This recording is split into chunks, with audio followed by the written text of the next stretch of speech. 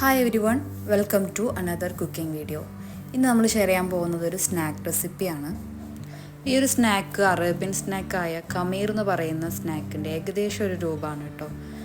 അപ്പോൾ ഇതുവരെ കഴിച്ചിട്ടില്ലാത്തവരാണെങ്കിൽ ഒന്ന് ട്രൈ ചെയ്ത് നോക്കുക. ഓക്കെ, നമുക്ക് വീഡിയോയിലേക്ക് പോവാം.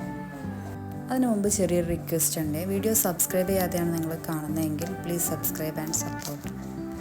ആദ്യമായി നമുക്ക് ഇതിൻ്റെ കവറിങ് ഉണ്ടാക്കാനായിട്ട് മാവ് റെഡിയാക്കി എടുക്കണം. അതിനുവേണ്ടി ഞാൻ 1 ടീസ്പൂൺ ഈസ്റ്റും 1 ടീസ്പൂൺ പഞ്ചസാരയും ചെറു ചൂടുവെള്ളത്തിൽ പൊങ്ങാനായിട്ട് മാറ്റി വെക്കുന്നുണ്ട്. ഈസ്റ്റ് പൊങ്ങി വന്നതിന് ശേഷം 1 കപ്പ് മൈദയിൽ ആവശ്യത്തിന് ഉപ്പ് ചേർത്ത് ഈ പൊങ്ങി വന്ന ഈസ്റ്റും ചേർത്ത് നന്നായി കുഴച്ചെടുക്കുക. ഞാനിവിടെ സ്പൂൺ കൊണ്ടൊന്ന് മിക്സ് ചെയ്തതിന് ശേഷമാണ് കുഴച്ചെടുത്തിട്ടുള്ളത്. ഈ കുഴച്ചെടുത്ത മാവ് നമ്മൾ കുറച്ച് നേരം റെസ്റ്റ് ചെയ്യാൻ വെക്കണം. അതിനുശേഷം നമുക്ക് ഫില്ലിങ്സ് റെഡിയാക്കാം. അതിനുവേണ്ടി ഒരു പാനൽ ചൂടായതിനു ശേഷം ചോപ്പ് ചെയ്തിട്ടുള്ള ഉള്ളി, ആവശ്യത്തിന് ഉപ്പ്, ജിഞ്ചർ ഗാർലിക്, ചോപ്പ് ചെയ്തിട്ടുള്ള പച്ചമുളക്, ഇതെല്ലാം ഇട്ടൊന്ന് മിക്സ് ചെയ്തതിന് ശേഷം ഉള്ളി ഒരു ട്രാൻസ്പെറൻ്റ് ആയി വരുമ്പോൾ അതിലേക്ക് ആവശ്യമുള്ള മസാലകൾ ഇട്ട് കൊടുക്കാം. കുറച്ച് മസാല മാത്രം ആഡ് ചെയ്ത് കൊടുത്താൽ മതി കേട്ടോ. കുറച്ച് മഞ്ഞൾപ്പൊടി, മുളക് പൊടി, മല്ലിപ്പൊടി, ഗരം മസാല.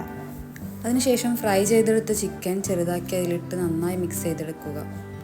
ഈ ചിക്കൻ്റെ മസാല ഉള്ളത് കൊണ്ടാണ് ആദ്യം മസാല കുറക്കാനായിട്ട് പറഞ്ഞത് കേട്ടോ.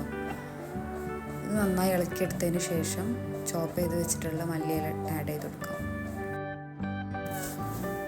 നമ്മളെ ഫില്ലിങ്സ് ഇവിടെ റെഡി ആയിട്ടുണ്ട്. ഫില്ലിങ്സ് ഒന്ന് മാറ്റി വെച്ചതിന് ശേഷം പൊങ്ങി വന്നിട്ടുള്ള മാവിൽ നിന്ന് ഓരോ പീസസ് എടുത്ത് ഈ ഒരു ഷേപ്പിലാക്കിയെടുക്കുക.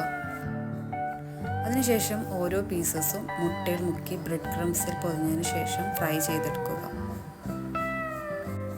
ഏത് ഷേപ്പിൽ വേണമെങ്കിലും ആക്കിയെടുക്കാം കേട്ടോ. ഞാൻ ഈസി ആയിട്ട് ഈ ഒരു ഷേപ്പാണ് ആക്കിയിട്ടുള്ളത്.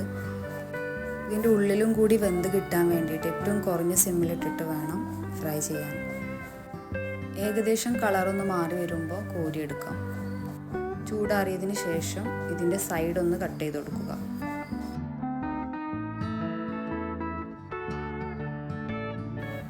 ഇപ്പോൾ ഇതിൻ്റെ ഉള്ളൊക്കെ നന്നായി വെന്ത് കിട്ടിയിട്ടുണ്ട് കേട്ടോ. അതിനുശേഷം ഇതിനുള്ളിൽ ഫില്ലിങ്സ് വെച്ച് കൊടുക്കുക.